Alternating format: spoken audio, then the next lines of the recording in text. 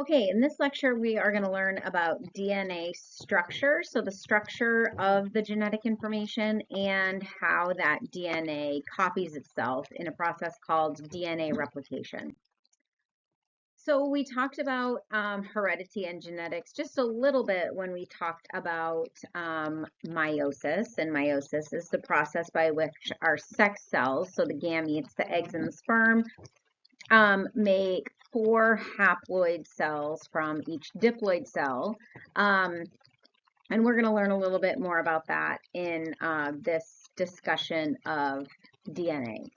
So when we're talking about reproduction and children inherit some characteristics from each parent, children might look similar and have similar traits, but they're not exactly the same. So the reason that this is possible is because transmission of traits from one generation to the next through sexual reproduction, the heredity,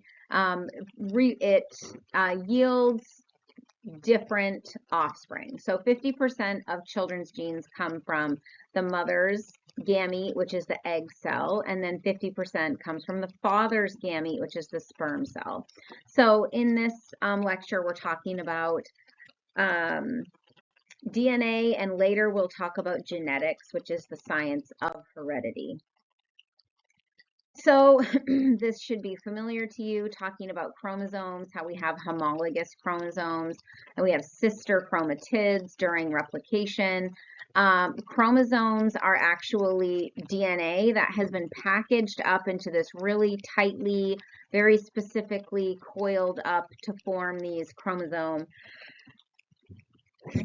type shapes. So this is the double-stranded DNA helix that we're going to look at a little more closely, and this gets folded up and coiled until it forms these chromosomes. And here is a YouTube video of kind of showing this process and packaging. So the history of DNA, we haven't known about DNA for a really long time, but in the 1860s, Friedrich Miescher was the first person to isolate this phosphorus-rich chemical, which he didn't know exactly what it was, but he called it nuclein from leukocytes. And then his student, Richard Altman, discovered the acidic nature and named them nucleic acids. In the 1900s, we learned more that there were actually 5 nucleotide bases in these nucleic acids: adenine, guanine, thymine, cytosine, and uracil.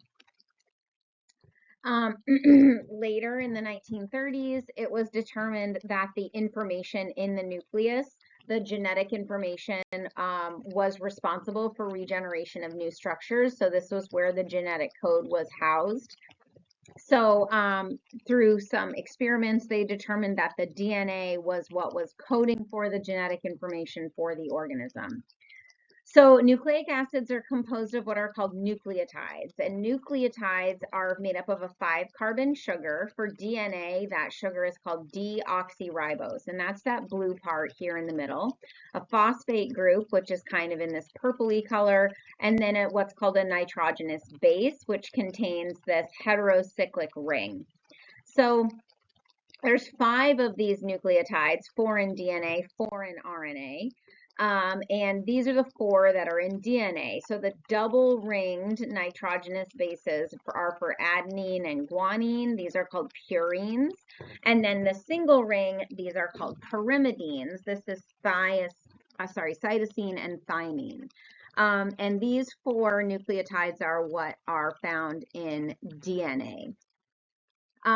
This is a better picture, a closer picture of thymine. It's called deoxythymidine triphosphate. Ooh, sorry.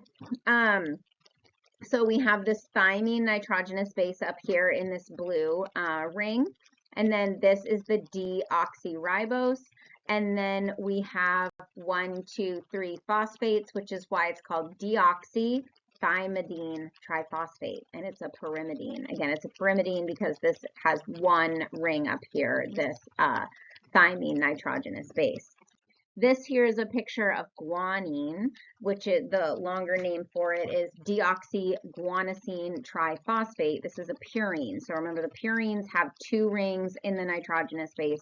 The pyrimidines just have 1 ring in the nitrogenous base. So we have this purine, the guanine, and then we have deoxyribose, which is that orange sugar, and then we have 1, 2, 3 phosphates.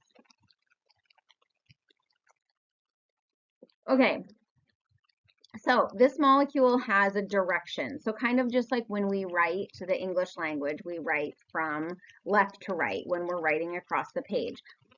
DNA goes in a specific order, and it goes from 5' to 3'. So you would learn this in a class like organic or biochemistry, but the way that we talk about different molecules is we number them, so by the carbons. So there's a carbon at each of the kind of vertices of this pentagon here, 1, 2, 3, 4, and then the 5th carbon is up here outside of the ring. So the 3rd carbon here is where the hydroxyl group is, this OH that's sticking off.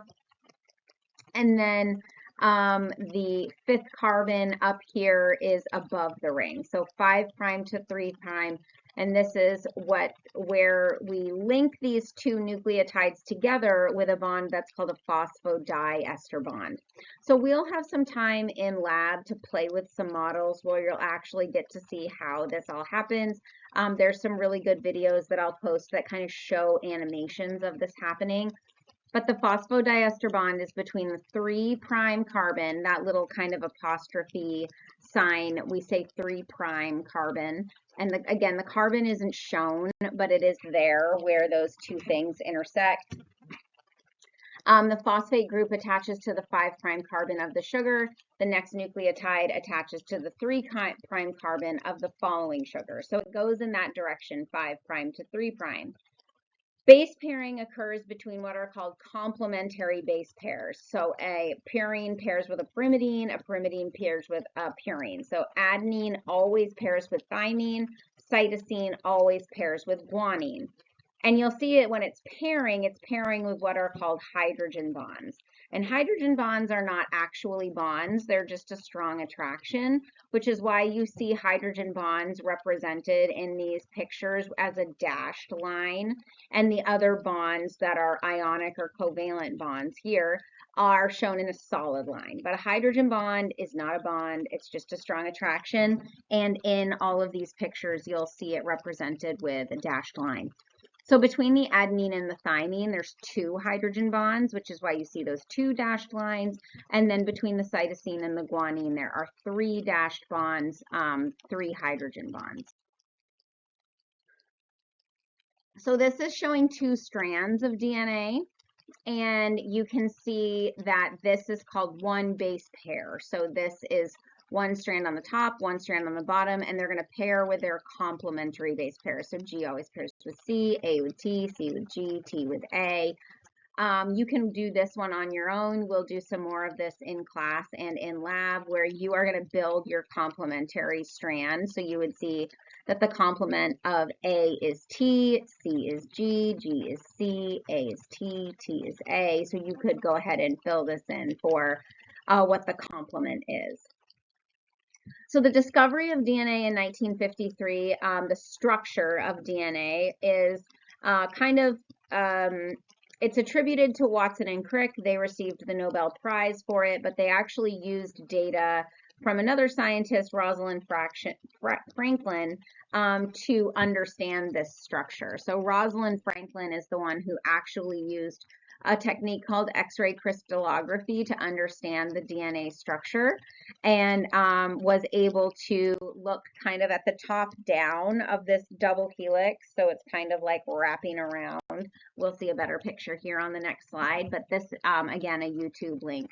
But this, and also more information in your text, but this is kind of the first image of DNA, and this is from Rosalind Franklin.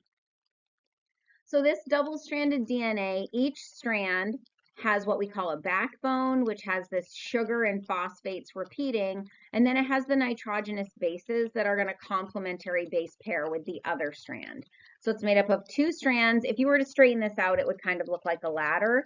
but in its actual structure, it kind of wraps around into this double helix, and that's what we're looking at here. So we have the sugars and the phosphates on the backbone of the structure, and then the nitrogenous bases in the middle. The nitrogenous bases are held together by hydrogen bonds. The sugars and the phosphates are held together by a covalent bond. It's a special type of covalent bond called a phosphodiester bond. Again, we're going to see more examples of this when we look at DNA in lab. We can separate strands of DNA using different temperature or other processes to do what's called denaturation, which basically separates the two strands of DNA and causes it to unfold. So there's high temperatures or chemicals that can separate the complementary base pairs. This is called DNA denaturation. Cooling it will cause it to come back together. This is called re-annealing.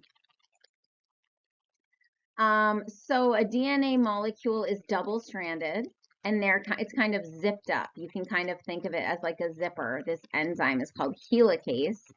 And this is how we build new DNA, is we use the template strand to bring new bases in to form what's called a complementary semi-conservative strand.